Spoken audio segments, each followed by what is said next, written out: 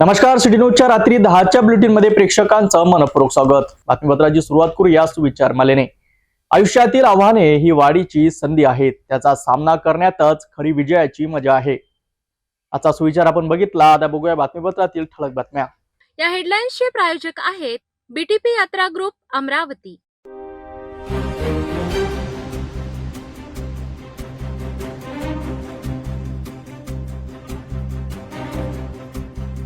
ठळक बातम्या बघितल्या. आता घेऊया एक छोटासा ब्रेक. शादी और ब्याह की शुरुआत आराधना साड़ी के साथ. Aradhana wholesale shopping mall L2 बीजलँड complex, Nandgaon Peth, Amravati, Jawahar road, Amravati. Break नंतर बघूया सविस्तर बातम्या. नागपूर शहरातील नंदनवन पोलीस स्टेशनच्या हद्दीत येणाऱ्या केडीके कॉलेज जवळील व्यंकटेश नगर परिसरात चोरट्यांनी पुन्हा एकदा आपला डाव साधला आहे. मध्यरात्रीच्या सुमारास अज्ञात चोरट्यांनी 1-2 नव्हे तर तब्बल 3 दुचाकी वाहने चोरी करून नेल्याची घटना घडली आहे. ही संपूर्ण घटना परिसरातील सीसीटीव्ही कॅमेऱ्यात कैद झाली असून त्यामध्ये चोरटे अतिशय नियोजनबद्ध पद्धतीने वाहने चोरताना स्पष्ट दिसत आहे. या परिसरात याआधी ही सायकल आणि दुचाकी चोरीच्या अनेक घटना घडल्या आहेत. त्यामुळे स्थानिक नागरिकांमध्ये भीतीचे वातावरण निर्माण झाले आहे. वारंवार होत असलेल्या चोरीच्या घटनांमुळे नागरिकांनी पोलीस प्रशासनावर नाराजी व्यक्त केली आहे. स्थानिकांच्या मते रात्रीच्या वेळी पोलिसांची गस्त अपुरी असून त्यामुळेच चोरट्यांना मोकळे रान मिळत आहे. नागरिकांनी परिसरात अधिक सीसीटीव्ही कॅमेरे आणि कडक सुरक्षा व्यवस्था करण्याची मागणी केली आहे. या प्रकरणी नंदनवन पोलिसांनी गुन्हा दाखल करून सीसीटीव्ही फुटेजच्या आधारे चोरट्यांचा शोध सुरू केला आहे.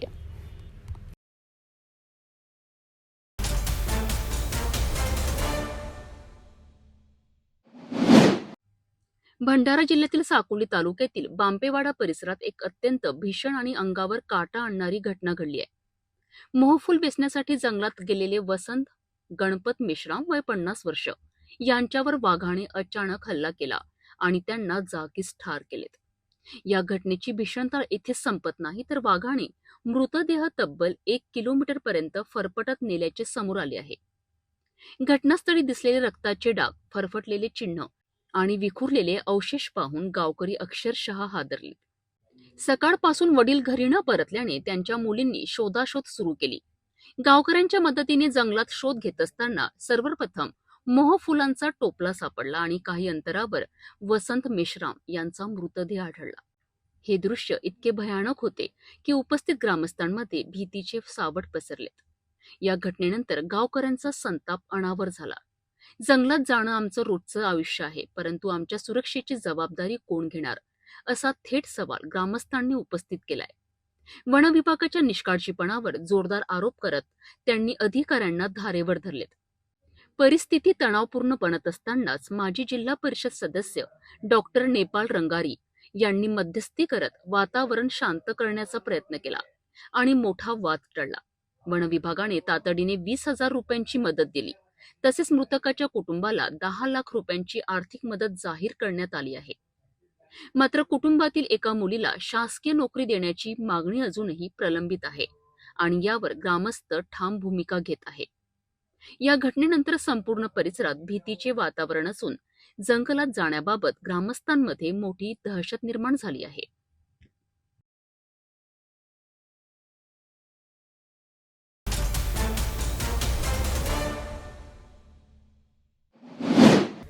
मोर्शी शहरालगत असलेल्या नव्या वाठोडा आणि पुसला शेतशिवारात गेल्या अनेक दिवसांपासून बिबट्याचा वावर वाढला आहे. यामुळे आधीच शेतकरी चिंतेत असताना आता प्रत्यक्ष हल्ल्याची घटना समोर आली आहे. नया वाठोडा येथील शेतकरी पुरुषोत्तम काकडे यांच्या शेतात कुक्कुटपालन आणि जनावरे ठेवण्यात येतात. उन्हाचा तडाखा वाढल्यामुळे त्यांनी आपली जनावरे निंबाच्या झाडाखाली बांधून चारा पाणी करून सायंकाळी 5:30च्या सुमारास घरी परतलेत. मात्र दुसऱ्या दिवशी सकाळी ते आपल्या मुलासह शेतात पोहोचले असता त्यांना गोरा दिसून आला नाही. फक्त गळ्याचा दोर तुटलेल्या अवस्थेत आढळून आला. त्यानंतर त्यांनी आजूबाजूला शोध घेतला असता जमिनीवरून ओढत नेल्याचा खुणा दिसून आल्यात. त्या खुणांचा माग काढत गेल्यावर सुमारे 60 ते 70 फूट अंतरावर गोऱ्याचा मृतदेह आढळून आलाय. बिबट्याने गोऱ्याच्या मागील बाजूस आणि पोटाचा भाग खाल्ल्याचे स्पष्ट दिसून आलेत. ही घटना बुधवारी सकाळी 6:30 वाजताच्या सुमारास उघडकीस आली आहे. घटनेची माहिती मिळताच वनपरिक्षेत्र अधिकारी अमोल चौधरी आणि वनसंरक्षक निखिल गोरे यांना तात्काळ कळविण्यात आले. दरम्यान शेजारील शेतकरी रामचंद्र अमझरे यांच्या मुलानेही एक महत्त्वाची माहिती दिली आहे. मंगळवारी सायंकाळी 6 वाजता तो बैलजोडी घेऊन घरी जात असताना त्याला बिबट्याची डरकाळी ऐकू आली. या आवाजाने बैल घाबरून पळू लागले. मात्र अशा आवाजांचा अनुभव असल्यामुळे त्याने त्याकडे दुर्लक्ष केल्याचं सांगितलं. या घटनेनंतर मात्र परिसरातील शेतकरी आणि ग्रामस्थांमध्ये प्रचंड भीतीचं वातावरण निर्माण झालं आहे. रात्रीचा सोडाच आता दिवसाढवळ्याही शेतात जाणं धोकादायक झाल्याची भावना व्यक्त केली जात आहे. वन विभागाने तात्काळ पावलं उचलून बिबट्याला पकडावं आणि नागरिकांची सुरक्षा सुनिश्चित करावी अशी जोरदार मागणी ग्रामस्थांकडून करण्यात येत आहे.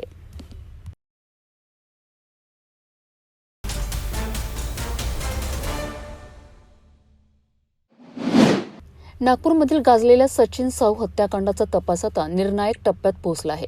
यशोधरानगर पोलिसांनी या प्रकरणातील मुख्य आरोपी सीटू सरदार याला न्यायालयासमोर हजर केले असता न्यायालयाने त्याला 20 मार्चपर्यंत पोलीस कोठडी सुनावली आहे. पोलीस कोठडी मिळताच तपास यंत्रणा ॲक्शन मोडमध्ये आली आहे. आरोपी सीटू सरदारला थेट त्या परिसरात नेण्यात आलं जिथे ही थरारक हत्या घडली होती. गुन्ह्याची साखळी उलगडण्यासाठी आणि घटनास्थळाची पुन्हा पाहणी करण्याकरिता पोलिसांनी आरोपीची भर बाजारात पायी धिंड काढली आहे. यावेळी परिसरात मोठ्या प्रमाणात नागरिकांची गर्दी जमली होती. अनेकांनी या दृश्याचा व्हिडिओ मोबाईलमध्ये कैद केला आहे. या हत्येमागे जुना वाद असल्याची प्राथमिक माहिती समोर आली आहे. मृत सचिन साहू हे भाजपचे स्थानिक वार्ड अध्यक्ष होते. घटनेच्या दिवशी सचिन साहू आपल्या मुलाच्या पहिल्या वाढदिवसासाठी खरेदी करण्यासाठी बाहेर पडले होते. मात्र याचवेळी काही हल्लेखोरांनी त्यांच्यावर धारदार शस्त्रांनी जीवघेणा हल्ला केलाय आणि या हल्ल्यात त्यांचा मृत्यू झालाय. या प्रकरणात आरोपी सीटू सरदारने 5 मार्च रोजी न्यायालयात आत्मसमर्पण केले होते. त्यानंतर त्याला तुरुंगात पाठवण्यात आले होते. मात्र पोलिसांनी या प्रकरणाची गंभीरता लक्षात घेता 10 मार्च रोजी आरोपीवर मकोका अंतर्गत कारवाई केली आहे आणि त्याला पुन्हा ताब्यात घेतले. सध्या पोलिसांकडनं या प्रकरणाचा सखोल तपास सुरू असून या चौकशीतून आणखी काही धक्कादायक खुलासे होण्याची शक्यता वर्तवण्यात येत आहे.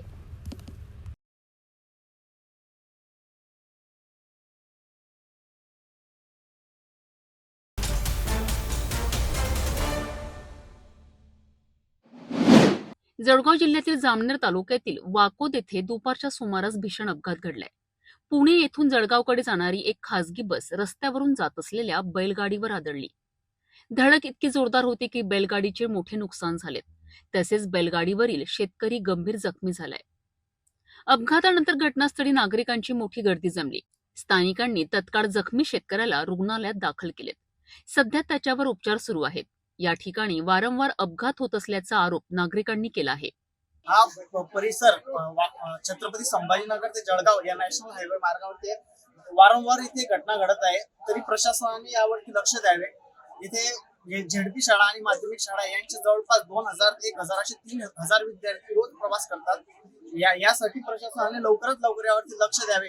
ही जी घटना झाली आहे त्यामध्ये थोडशाने एक व्यक्ती बचावला आहे आणि 2 ते 3 गाड्यांचा मोठा ऍक्सिडेंट झाला आहे. यासाठी प्रशासनाने जागोजागी थोडेसे मोठे प्रतिरोधक बनवावे ही प्रशासनाला विनंती करतो. संभाजीनगर जळगाव महामार्गावरती वाहतुकीच्या ठिकाणी हा जो अपघात झालेला आहे. असे छोटे मोठे अनेक अपघात या ठिकाणी घडलेले आहेत. परिसरातील 20 ते 25 खेड्यापाड्यावरनं विद्यार्थी या ठिकाणी माध्यमिक आणि उच्च माध्यमिक विद्यालयासाठी या ठिकाणी येत असतात. अशा अनेक प्रकारचे अपघात या ठिकाणी घडतात आणि कुठलाही प्रशासनाचा कर्मचारी किंवा या ठिकाणी उपलब्ध नसतो. तर प्रशासनाला एक विनंती आहे की आपण जर या ठिकाणी प्रतिरोधक बसवले किमान होणारे जे अपघात आहेत जे जीवितहानी आहे ती 100% या ठिकाणी थांबणार आहे.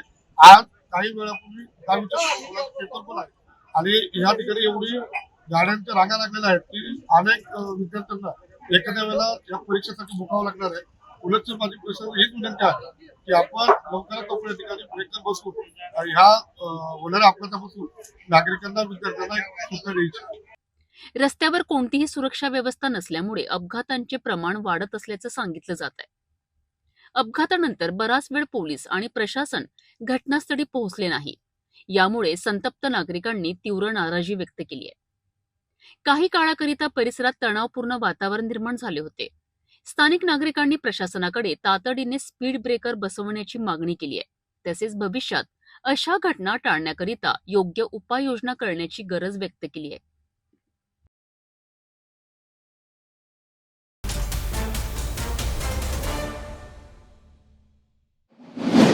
रावेर शहरातील मध्यवर्ती रामबाग परिसरात ही धाडसी चोरीची घटना घडली आहे. नगरसेवक दिलीप हिरामण पाटील यांच्या राहत्या घराला चोरट्यांनी लक्ष केलेत. गुढीपाडव्याच्या मध्यरात्री घराच्या मागील बाजूने खिडकीची लोखंडी गज कापून चोरट्यांनी घरात प्रवेश केला. घरातील कपाट उघडून रोख रक्कम आणि सोन्या चांदीचे दागिने असा लाखो रुपयांचा ऐवज चोरून नेण्यात आलाय. विशेष म्हणजे चोरीच्या वेळी संपूर्ण कुटुंब घरात झोपलेले होते. मात्र चोरट्यांनी अतिशय कौशल्याने ही चोरी केली आणि कोणालाही याची कल्पना देखील आली नाही. सकाळी उठल्यानंतर ही घटना उघडकीस आली. यानंतर तत्काळ पोलिसांना माहिती देण्यात आली. घटनास्थळी पोलीस निरीक्षक डॉक्टर विशाल जयस्वाल आपल्या पथकासह दाखल झालेत. ठसे तज्ज्ञ श्वान पथक यांना देखील बोलावण्यात आले असून तपास सुरू आहे. रामबाग हा रावेर शहराचा सर्वात गजबजलेला भाग आहे. येथे 9 बँका, मोठे मॉल, हॉस्पिटल आणि हे सर्व पोलीस ठाण्याच्या अगदी जवळ असतानाही अशी चोरी होणे ही पोलिसांकरिता मोठी चिंता निर्माण करणारी बाब आहे. या घटनेमुळे नागरिकांमध्ये भीतीचे वातावरण पसरले आहे. पोलिसांच्या गस्त व्यवस्थेवर प्रश्नचिन्ह निर्माण झाले आहे. नागरिकांनी रात्रीची गस्त वाढवण्याची मागणी केली आहे.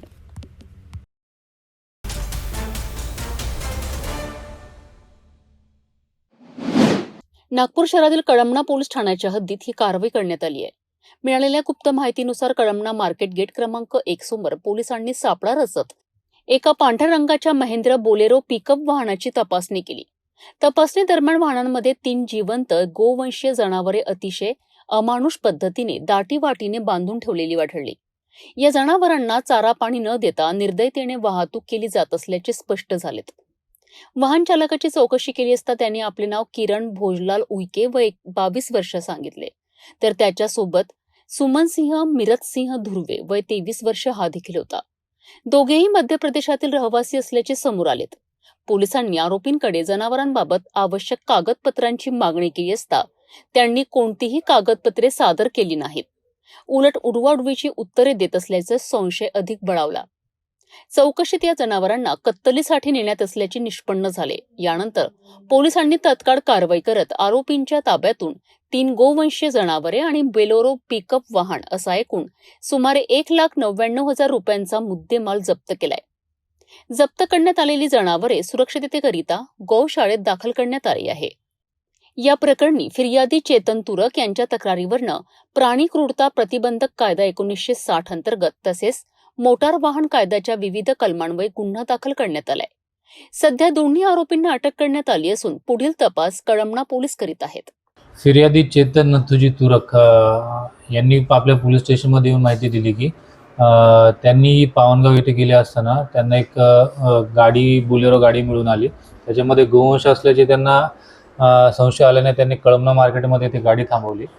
तर त्यांनी नंतर गाडी बघितली असता त्याच्यामध्ये एक गाई, एक वासरू व एक गोरे असं दिसून आलं. त्यांनी ती गाडी पोलीस स्टेशनला आणल्यानंतर आम्ही गाडीचा चालक किरण भोजलाल उके वय 22 वर्ष व त्याच्यासोबत सुमनसिंह धुर्वे दोघेही राहणार मध्य प्रदेश येथील असून त्यांनी त्यांच्याकडे काही कागदपत्र नसल्याने तसेच सदर गोवंश हे बोलेरो गाडीमध्ये दाटीवाटीने बांधून आणले होते. त्यांना चारा पाण्याची सोय केली नाही.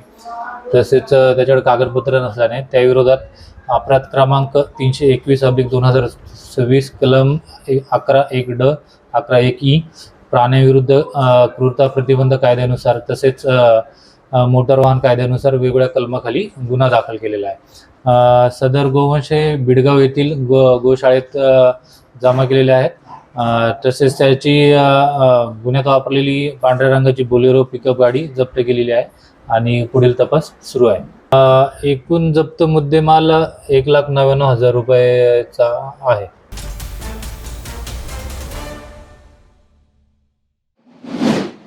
नागपूर पोलिसांच्या गुन्हे शाखा युनिट 5च्या पथकाने पोलीस आयुक्तांच्या संकल्पनेतनं राबविण्यात येणाऱ्या ऑपरेशन थंडर मोहिमेअंतर्गत मोठी कारवाई केली आहे.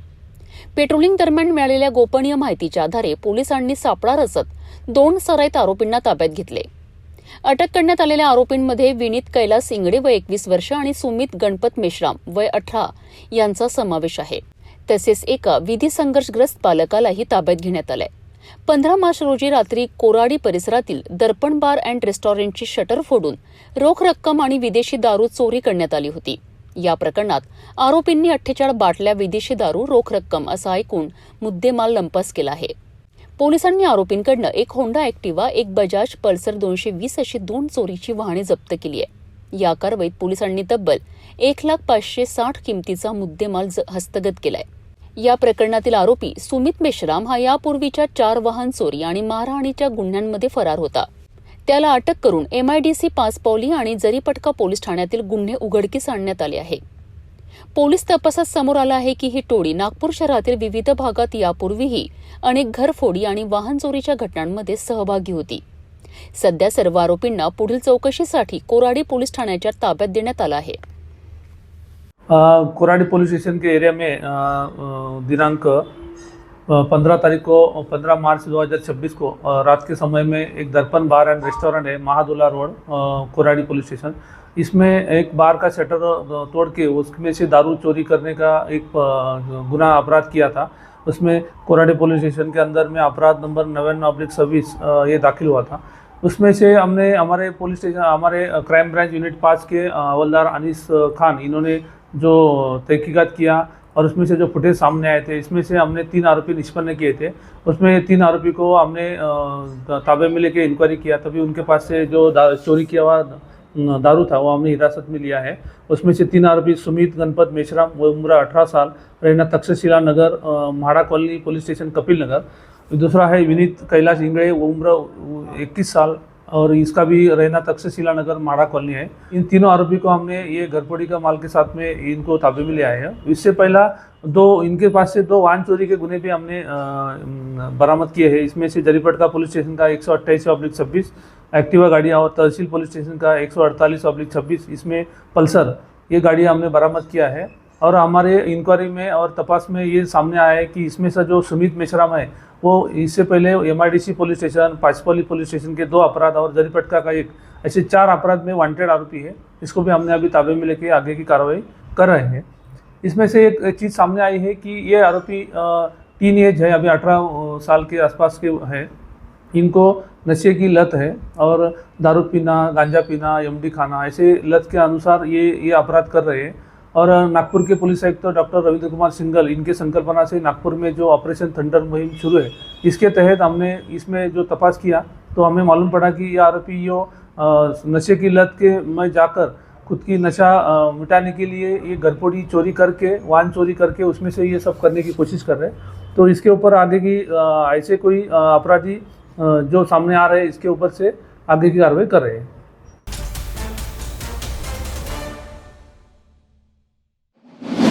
सायबर फसवणुकीच्या वाढत्या घटनांमुळे नागपूर पोलीस आयुक्तालयाने एक मोठा आणि महत्त्वाचा निर्णय घेतला आहे. सायबर गुन्हे तक्रारींचे निवारण आणि तपास प्रक्रियेत पारदर्शकता आणण्यासाठी नव्या मानक कार्यपद्धती म्हणजेच SOP लागू करण्यात आली आहे. या नव्या नियमांनुसार आता तक्रार नोंदविण्यापासून त्या आरोपींवर कारवाई, खाते होल्ड करणे आणि पीडितांना रक्कम परत देणे या सर्व प्रक्रियेसाठी स्पष्ट मार्गदर्शक तत्वे निश्चित करण्यात आली आहेत. NCCRP national cyber crime reporting portal यांचा मिसयूज झाला नाही पाहिजे आणि यामध्ये जे पीडितांची रक्कम जे फ्रीज होतील ते रक्कम त्यांना लवकर परत मिळाली पाहिजे. याच्यासाठी NCCRPनी SOP काढलेली होती. त्या संबंधाने आदरणीय पोलीस आयुक्त नागपूर शहर यांनी पण एक ऑर्डर काढलेला आहे. या ऑर्डरमध्ये जे लोकांचे जे पीडितांचे जे मनी सायबर फ्रॉडमध्ये ते लॉस होत आहे आणि त्या अनुषंगाने समोरचे काही लोकांचे अकाउंट फ्रीज होत आहे, ज्यामध्ये ते मनी ट्रेल गेलेला आहे. या मनी ट्रेलमध्ये बऱ्याचशा वेळी असा पण होऊ शकतो की ज्यांच्या अकाउंटमध्ये मनी गेलेला आहे ते त्यामध्ये इन्व्हॉल्व नाही आहे, क्राईममध्ये इन्व्हॉल्व नाही आहे आणि त्यांना त्यांचे अकाउंट अनफ्रीज करायचे आहे. तर त्यामध्ये काही भ्रष्टाचार झाला नाही पाहिजे, त्यासाठी हे गाईडलाईन काढलेली आहे. यामध्ये असं दिलेलं आहे की एक DCP रँक अधिकारी, जिल्हा तक्रार निवारण अधिकारी म्हणून त्यांना नियुक्त केलेला आहे. यामध्ये जर पोलीस स्टेशनमध्ये ते कंप्लेंट आहेत, त्याचे जे DCP आहेत ते तक्रार निवारण अधिकारी म्हणून काम करणार आहे. सायबर पोलीस स्टेशनमध्ये जर कंप्लेंट आहे तर DCP सायबर ते काम करणार आहे. यामध्ये जे IOनी अकाउंट फ्रीज केलेलं आहे आणि त्यांच्याकडे अनफ्रीजसाठी जर एक ॲप्लिकेशन आलेला आहे, त्यांनी 15 दिवसामध्ये त्याचं डिसिजन घेतला पाहिजे, त्यांना अनफ्रीज करायचं आहे की नाही करायचं आहे. जर त्यांनी डिसिजन घेतला नाही तर ते कंप्लेंट जे जिल्हा तक्रार निवारण अधिकारी आहे, DC प्रेम ऑफिसर त्यांच्याकडे येईल आणि त्यांनी पण 15 दिवसामध्ये याचं निवारण केलं पाहिजे. जर त्यांनी जे ज्यांचे अकाउंट फ्रीज झाले आहे त्यांच्यासोबत त्यांचा स्टेटमेंट घेतला पाहिजे, एक निष्कर्षावर पोहोचला पाहिजे की अकाउंटला फ्रीज करायचं आहे की नाही करायचं आणि लवकर करायचं आहे. आणि यासोबतच हे पण डिसिजन दिलेलं आहे की जर 90 दिवसामध्ये जर फ्रीज आणि अनफ्रीजचा डिसिजन घेतला नाही तर बँक जे आहे 90 दिवसानंतर स्वतः ते अकाउंटला अनफ्रीज करू शकते. याच्यासोबतच जे मनी लॉस होत आहे सायबर कंप्लेंटमध्ये, जर जे मनी लॉस 50,000च्या आतचा आहे तर त्याच्यासाठी रिलीज ऑफ प्रॉपर्टीचा आदेश पोलीस पण देऊ शकतात. जर 50,000 से जास्त प्रॉपर्टी गेलेली आहे तर त्याच्यासाठी कोर्टमध्ये सुपूर्दनामा टाकायला लावणार आहे. जे अगोदरची प्रोसिजर आहे पण नवीन प्रोसिजरमध्ये 50,000च्या आतच्या मनीसाठी पोलीस पण देऊ शकतात. आणि त्यासोबतच जर काही FIR दाखल झालेली आहे त्यामध्ये पोलीस जे आहे ते रिटर्न ऑफ प्रॉपर्टीचा ऑर्डर देऊ शकतात.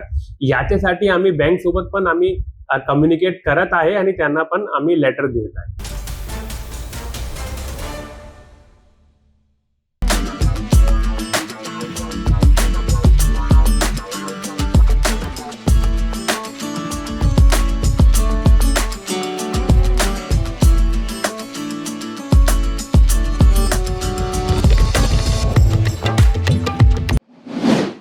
भंडारा जिल्ह्यात बुधवारी सायंकाळच्या सुमारास अचानक आलेल्या वादळी वाऱ्याने मोठा हाहाकार माजवलाय. हवामान विभागाच्या इशाऱ्यानंतर आलेल्या या वादळाने अनेक गावांमध्ये शेतीचे प्रचंड नुकसान झाले आहे. जोरदार वाऱ्यासह झालेल्या पावसामुळे उभं असलेलं मका पीक अक्षरशः आडवं पडलंय. विशेष म्हणजे सध्या मक्याला कणीस भरण्याचा अत्यंत महत्वाचा टप्पा सुरू होता.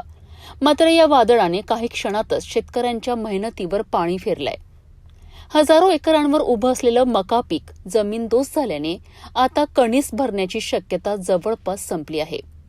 याचा थेट परिणाम शेतकऱ्यांच्या उत्पन्नावर होणार असून अनेकांना मोठा आर्थिक फटका बसणार आहे. अनेक शेतकऱ्यांनी कर्ज काढून शेती केली होती. खत, बियाणे आणि औषधांवर मोठा खर्च केला होता. मात्र निसर्गाच्या या अचानक बदलामुळे त्यांच्या स्वप्नांचा चक्काचूर झाला आहे. दरवर्षी कधी दुष्काळ, कधी अवकाळी पाऊस तर कधी वादळ. निसर्गाच्या लहरीपणामुळे शेतकरी सतत संकटात सापडत आहे. याच पार्श्वभूमीवर संतप्त शेतकऱ्यांनी प्रशासनावर नाराजी व्यक्त केली आहे. पीक विमा योजना कागदावरच राहतात आणि प्रत्यक्ष मदत मिळेपर्यंत शेतकऱ्यांची दमछाक होते असा आरोप करण्यात येत आहे. आता शासनाने तात्काळ पंचनामा करून नुकसानग्रस्त शेतकऱ्यांना भरपाई द्यावी, अन्यथा आधीच संकटात सापडलेला शेतकरी आणखी उद्ध्वस्त होईल अशी भीती व्यक्त होत आहे.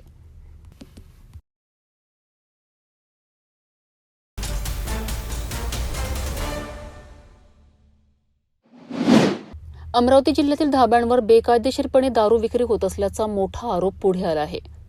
बार परमिट असोसिएशनचे पदाधिकारी नितीन मोहोड यांनी पत्रकार परिषदेत हा गौप्यस्फोट केला आहे. त्यांच्या म्हणण्यानुसार काही धाबा चालक, पोलीस आणि एक्साईज विभागाला प्रत्येकी 5,000 रुपये देऊन बिनधास्तपणे दारू विक्री करीत आहेत. या प्रकारामुळे अधिकृत परवानाधारक बार आणि परमिट रूम व्यावसायिकांचे मोठे नुकसान होत आहेत. कारण नियम पाळून व्यवसाय करणाऱ्या बार मालकांना अनेक अटी आणि खर्चाचा सामना करावा लागतो. तर दुसरीकडे धाब्यांवर कोणत्याही परवानगीशिवाय वाईन शॉपमधून दारू खरेदी करून ग्राहकांना सेवा दिली जात आहे. या विरोधात अमरावती जिल्हा बार परमिट असोसिएशनने तीव्र नाराजी व्यक्त केली आहे. असोसिएशनच्या वतीने जिल्हाधिकारी आशिष एरेकर यांना निवेदन देण्यात आले असून तात्काळ कारवाईची मागणी करण्यात आली आहे.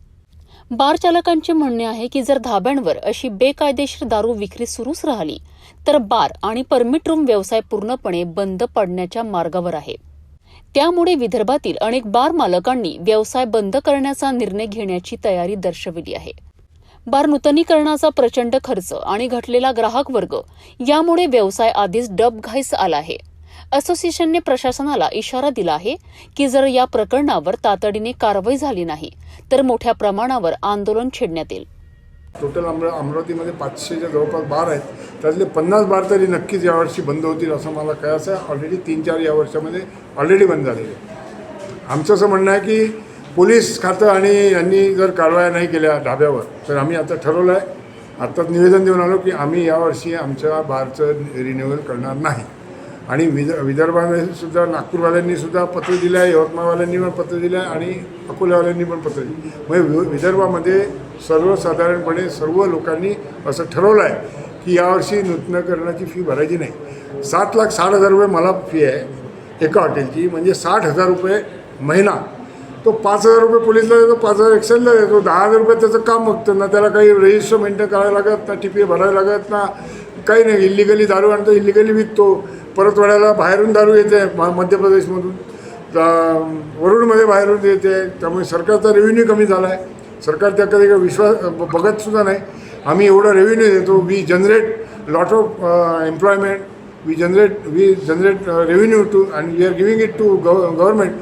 पण आम्हाला काही आमची ददाद नाही मागत. एक तर तुम्ही रोजगार देऊ शकत नाही आणि जे रोजगार देत आहेत त्यांना तुम्ही असा त्रास देत असाल तर कसं चालेल. म्हणून आम्ही हे निवेदन दिलेलं आहे.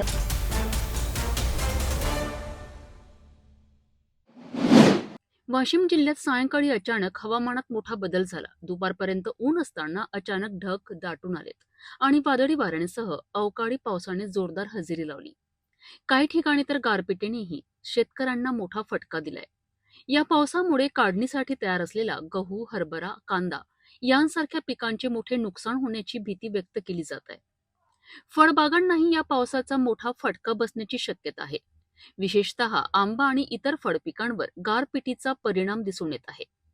शेतकरी आधीच आर्थिक संकटातून जात असताना या अवकाळी पावसाने त्यांची चिंता आणखी वाढवली आहे. कष्टाने उभं केलेलं पीक काही मिनिटात उद्ध्वस्त होण्याची भीती निर्माण झाली आहे.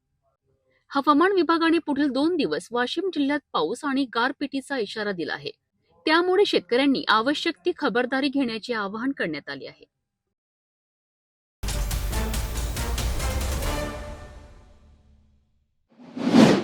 वाशिमच्या काकडदाती फाटा आणि जागमाथा परिसरात अनेक कुटुंबे पारंपरिक पद्धतीने गणपती आणि दुर्गादेवीच्या मूर्त्या तयार करण्याचा व्यवसाय करतात.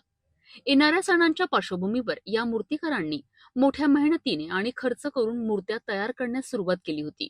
मात्र सायंकाळच्या सुमारास अचानक आलेल्या अवकाळी पावसाने त्यांच्या सर्व परिश्रमांवर पाणी फिरलेत.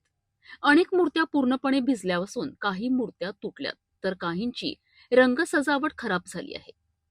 मूर्तिकारांनी तातडीने ताडपत्री टाकून मूर्त्या वाचवण्याचा प्रयत्न केला, परंतु पावसाचा जोर इतका होता की नुकसान टाळणे शक्य झाले नाही. या घटनेमुळे हजारो रुपयांचे नुकसान झाले असून आधीच आर्थिक अडचणीत असलेल्या मूर्तिकारांना मोठा फटका बसला आहे. अनेकांनी कर्ज काढून साहित्य खरेदी केले होते, त्यामुळे आता त्यांच्यासमोर मोठे आर्थिक संकट उभे राहिले आहेत. पुढील काळात अशा नैसर्गिक संकटांपासून संरक्षणाकरिता उपाययोजना करण्याचीही गरज त्यांनी व्यक्त केली आहे.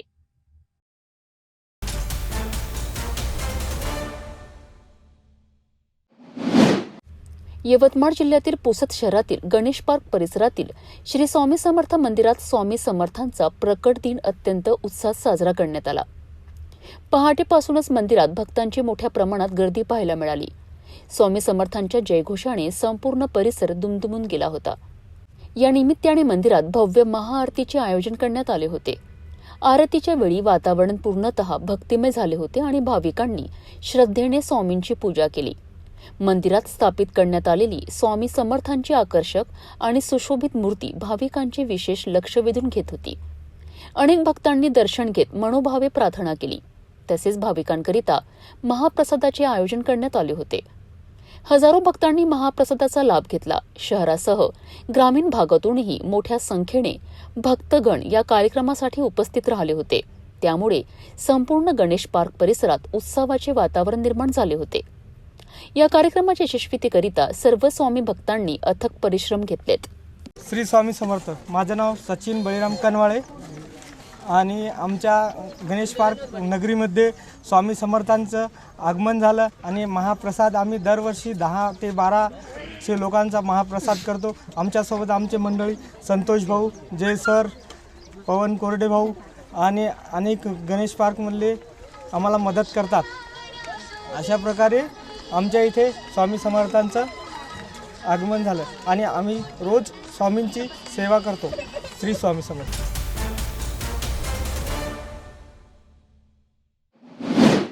अमरावती जिल्ह्यातील चांदूर रेल्वे तालुक्यातील श्री क्षेत्र सावंगा येथे दरवर्षीप्रमाणे यंदाही गुढीपाडवा ते रामनवमी यात्रा महोत्सव मोठ्या उत्साहात साजरा केला जात आहे. 18 ते 27 मार्च दरम्यान सुरू असलेल्या या यात्रेला विदर्भासह राज्यभरातून लाखो भाविकांनी हजेरी लावली आहे. गुढीपाडव्याच्या दिवशी यात्रेचे प्रमुख आकर्षण ठरलेला 72 फूट उंच झेंड्यांना नवीन खोड चढविण्याचा सोहळा पार पडलाय. टाळ मृदुंगांच्या गजरात, अखंड कापूर ज्योती आणि विठ्ठल विठ्ठलच्या नामघोषात संपूर्ण परिसर भक्तिमय झाला होता. या सोहळ्यावेळी झेंड्यांना पायाचा स्पर्श होऊ नये याकरिता विशेष काळजी घेत दोरांच्या साहाय्याने जुनी खोड काढून नवीन खोड चढविण्यात आली. हा परंपरागत विधी संस्थांचे विश्वस्त चरणदास कांडलकर यांच्या हस्ते विधिवत पूजन करून पार पडलाय. अवधूत भजन मंडळाच्या सुमधुर भजनांनी वातावरण अधिकच भारावून गेले होते. यात्रेदरम्यान शेकडो क्विंटल कापूर विक्री झाल्याचा अंदाज व्यक्त केला जात आहे. महोत्सवाची सुरुवात 18 मार्च रोजी अमावस्येनिमित्त चंदन उटी आणि रमणा कार्यक्रमाने झाली. यात्रेदरम्यान भाविकांकरिता पिण्याच्या पाण्याची व्यवस्था, अन्नदान, भव्य मंडप आणि सावलीची सोय करण्यात आली आहे. 20 ते 27 मार्च दरम्यान दररोज प्रवचनांचे आयोजन करण्यात आले असून 26 मार्च रोजी रामनवमी उत्सव तर 27 मार्च रोजी महाप्रसाद, पालखी आणि ढालींचा सोहळा पार पडणार आहे.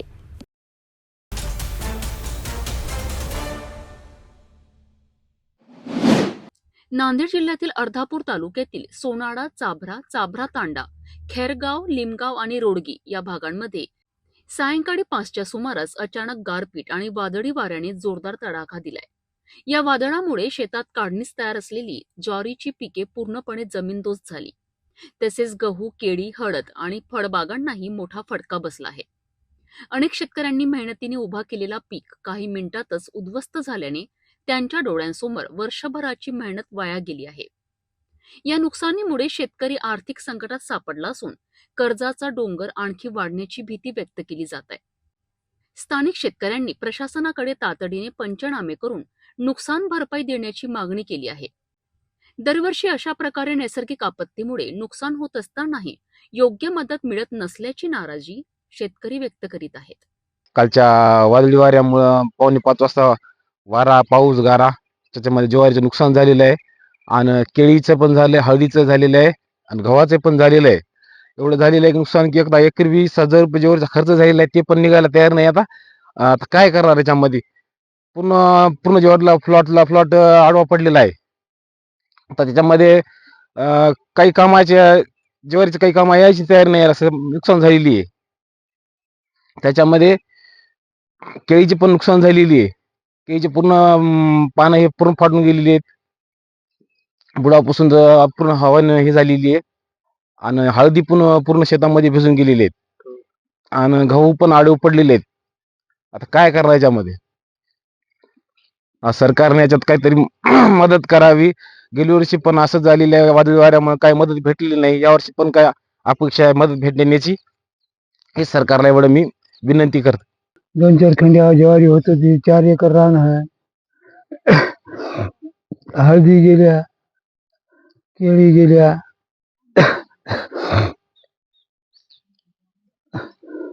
सरकारनं आमची भरपाई करून द्यावा. दिलीपराव गणपतराव देवगुंडी. माझी शेती, माझी केळी, माझी 8,000 केळी पूर्ण नुकसान झालेलं आहे. ज्वारीचे नुकसान झाले आहे, गव्हाचं नुकसान झालेलं आहे आणि आंबा सर्व फळ पीक असे गळून पडलेत खाली आणि बाकी आमची गव्हाची काही आडवी पडलीत. सर्व अशी पिकं आमची सर्व भुईसपाट झालीत. हळदी पूर्ण भिजून गेलेली आहेत. आता सरकारने आम्हाला आमच्याकडे काय आता विलाज नाही, तर काय करणं? गेल्या वर्षी बी असंच झालं आणि यावर्षी बी असंच झालं आमच्या शेतकऱ्याकडे. आता याच्याशिवाय आम्हाला आता मरण्याशिवाय पर्यायच नाही शेतकऱ्यांना. लगी याच्याशिवाय पर्याय काही राहिला नाही. लगी गेल्या वर्षी बी सुद्धा आमच्या 9 जूनला असंच झालं आणि आता यावर्षी तर हे मार्चमध्येच झालं असं सर्व. काय मागणी आहे? आमची मागणी काय, आता सरकारनं आम्हाला याची पण नुकसान भरपाई द्यायला पाहिजे. साहेबांनी येऊन सनी आमचे पंचनामे करून सनी तात्काळ आमदार साहेबांनी, खासदार साहेबांनी यांनी लक्ष घालायला पाहिजे. चव्हाण साहेबांनी याच्यावर आमच्या जिल्ह्याची आपल्या याच्यावर लक्ष घालून सनी आमच्या भागाची पाहणी करून तात्काळ आम्हाला मदत देण्याची शेतकऱ्याची ही आहे. देवरावजी देवगुंडे, राहणार सोनाळा, तालुका अर्धापूर, जिल्हा नांदेड. आता काल 5 वाजता आमच्या इथं 4:45 वाजता अशा गारा वारं एकदाच आलं. आत्रण असं पूर्ण झालं. अशा केळी 2 एकर केळी आहे अशी पूर्ण आता 5-6 लाख रुपयाची केळी व्हायची, याच्यामध्ये काहीच नाही. 50,000 होईना, आता एकरी 1 लाख रुपये खर्च झाला केळीला. असे 4 डोस झाले आतापर्यंत, सोडणं खतं चालू होतं. आता काहीच होत नाही याच्यामध्ये. गहू गेले, बरेच गहू होते. आंबा होता, फुलवरे, आता आंबे आले, ते आंब्याचे फुलवरे गळून गेले सगळे, काहीच राहिलं नाही त्याच्यामध्ये. पूर्ण असं हाल झाले हाल. हळदी भिजली, हळदीला शिजून अशी रानानं टाकलेली हळद आहे, तिला असं भोकाड पडली त्या हळदीला. काहीच नाही हळदीमध्ये बी. आता काय होईल त्याची गॅरंटी नाही. आता 14-15 हजार हळद विकायची, ती आता काय विकते काय माहिती नाही. आता येऊन पंचनामे करावं, काहीतरी मदत शेतकऱ्याला मिळावं याची अपेक्षा आहे.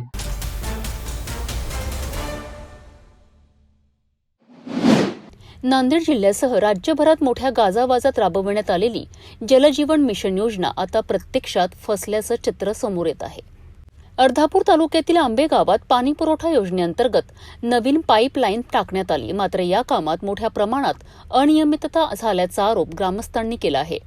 नियमांप्रमाणे 2.5 फूट खोल पाईपलाईन टाकणे अपेक्षित असताना अनेक ठिकाणी फक्त 1.5 फूट खोलीत पाईप टाकण्यात आल्याचं समोर आलं आहे. पाईपलाईन टाकण्याकरिता गावातील नव्याने बनवलेले सिमेंट कॉन्क्रीट रस्ते फोडण्यात आले, मात्र काम पूर्ण झाल्यानंतरही हे रस्ते दुरुस्त करण्यात आलेले नाही.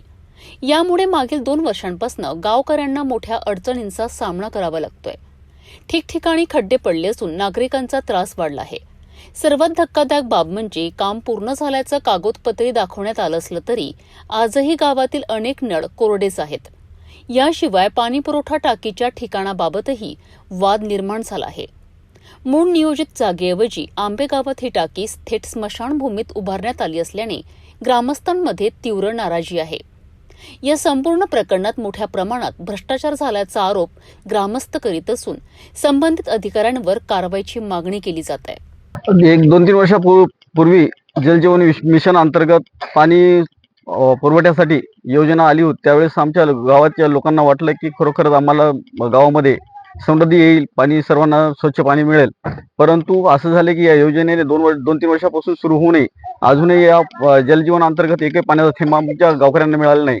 उलट या पाईपलाईनमुळे रस्त्यामध्ये खड्डे झाले. पूर्वीचे CC रोड जे होते ते फोडून टाकलेले आहेत, ते व्यवस्थित केले नाहीत.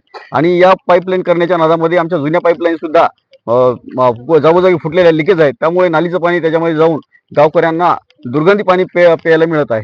सांगायचा मेन मुद्दा, योजना ज्यावेळेस सुरुवात झाली त्यावेळेस सांगितलं होतं की एकदम शुद्ध पाणी भेटणार, गावाला 24 तास पाणी प्यायचं भेटणार. बरेच काही आश्वासन होते. त्यावेळेस करता वेळेस पाईपलाईनचं आता भ्रष्टाचार तर आहेच त्याच्यामध्ये. 34 लाखाच्या वरचं काय एस्टिमेट आहे असं ऐकलंय आपण. डिटेल मी जात नाही, पण जे काम करता वेळेस जे गावात पाईपलाईन केल्यात ते पाईपलाईन करताना कमीत कमी 3 फुटाच्या पाईपलाईनचं हे असते गव्हर्नमेंटच्या याच्यानुसार. पण मुळात हे 1.5 ते 2 फुटावर पाईपलाईन टाकल्यात त्याच्यामध्ये ते गोटे विटे ते तसेच टाकून दिलेत. म्हणजे कुठलंच रॉ मटेरियल वापरलं नाही की जेणेकरून पाईपलाईन सेफ राहावी. त्याच्यामुळे काय झालं की मुळात आमची जी जुनी पाईपलाईन होती ती पण डॅमेज झाली. डॅमेज झाल्यामुळं घाण पाणी त्या रस्त्यावर जाणारं लिकेज झालं पाणी त्या पाईपलाईन दिसतंय आणि तेच पाणी गावकऱ्यांना म्हणजे पियावं लागतंय. आणि खड्डे झाले तर शाळेच्या वाटेनं बघा गावातलं पूर्ण रस्त्यानं त्यांनी खोदकाम करून पाईपलाईन केली आहे. त्याच्यामुळे काय होते की जायला यायला रस्ते म्हणजे एकदम हे झालंय, घाण रस्ते करून ठेवले. आणि तसं त्यानं म्हणजे दुरुस्ती काहीच केली नाही त्याने. काय मागणी राहणार? मागणी काय नाही, जे नियमानुसार ते करायला पाहिजे होतं झालं नाही. पण याच्यावर काहीतरी बंदोबस्त व्हावा ना. आता पिण्याचा पाण्याचा प्रश्न ते लिकेज काढून घ्याव्या. आपण जे रस्ता जे करून ठेवले खड्डे करून त्याला लेवल करून घ्यावं एवढीच माफक अपेक्षा आहे. टाकी बांधली संसर्ग वेगळी होती या ठिकाणी होतं. टाकीचा एस्टिमेट तर नियमांत स्मशानभूमीला आधीच अपुरी जागा आहे. सकल हिंदू समाजाची ही स्मशानभूमी आहे. यात तुम्ही टाकी बांधणार, कोणते खड्डे करणार, कोणतं आता कचरा व्यवस्थापनचं नवीन करून ठेवले त्यांनी. ते कुठली पंचायत मध्ये परमिशन असतं का कुठे दाखवाय, फक्त वेगळी जागा तुम्ही घ्या ना, त्यासाठी स्पेशल फंड घ्या, जागा मागा तुम्ही. सर्व योजना हो ना. तुम्ही आता पाण्याची टाकी तिथंच आहे. आता इथं स्मशानभूमी जाणारच, पुन्हा इथं घाण होणार आणि तेच पाणी आम्हाला प्यायला देणार असंच होतं ना ते. आणि कचरा व्यवस्थापनासाठी नवीन टँक बांधले, तुम्ही जर बघू शकता ते नवीन टँक बांधले. तर ओला कचरा तिथं कोणी टाकणार नाही या स्मशानभूमी. मग ते बांधून जागा फक्त गुंतून ठेवली जेणेकरून फक्त बिलिंग पास व्हावं आणि त्यांचं हे जे करणार आहे ते त्याचा फायदा होऊन जावं. गावाला याचा काही विशेष फायदा नाही.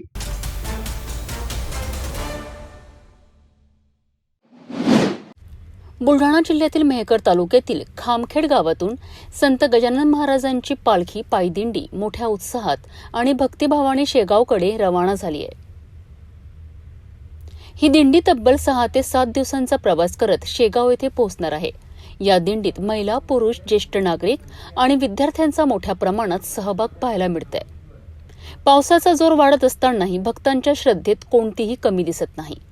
पावसाच्या सरींमध्ये गणगण गणातो बोतेंचा अखंड जयघोष सुरू असून संपूर्ण परिसर भक्तिमय वातावरणात न्हाऊन निघाला आहे.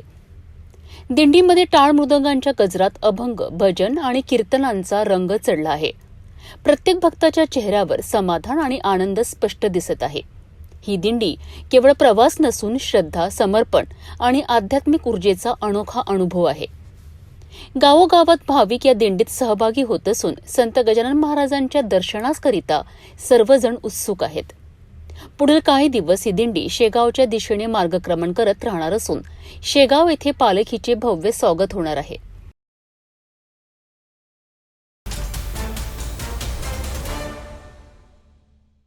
दादा पुन्हा एकदा आजच्या ठळक बातम्या. या हेडलाईन्सचे प्रायोजक आहेत बीटीपी यात्रा ग्रुप अमरावती.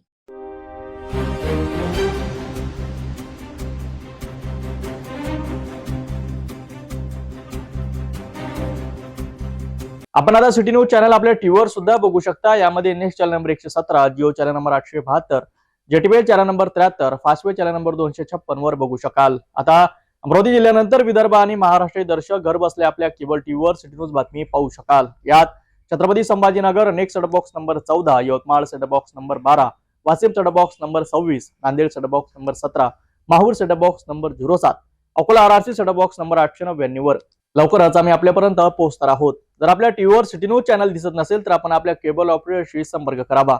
सिटी न्यूज केबलच्या व्यतिरिक्त युट्यूब, फेसबुक, इंस्टाग्राम आणि ट्विटरवर सुद्धा बघू शकता. याकरिता सोशल मीडिया अकाउंट सबस्क्राईब करा, फॉलो करा, लाईक करा. युट्यूब अकाउंट सबस्क्राईब करण्याकरिता सबस्क्राईब बटनला क्लिक करा आणि बेल आयकॉन दाबायला विसरू नका, कारण सर्वात आधी समाचार आपल्यापर्यंत पोहोचणार आहेत.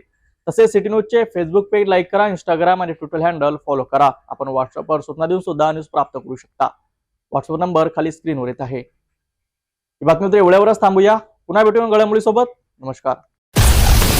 हर खबर पर पैनी नजर, हर मुद्दे पर सटीक वार, यही है सिटी न्यूज की पहचान. जहाँ सच्चाई की आवाज दबाई जाती है वहाँ सिटी न्यूज उठाता है सवाल. हर स्क्रीन पर, हर प्लेटफॉर्म पर हमारी मौजूदगी बोलती है. सिटी न्यूज हमेशा सच के साथ.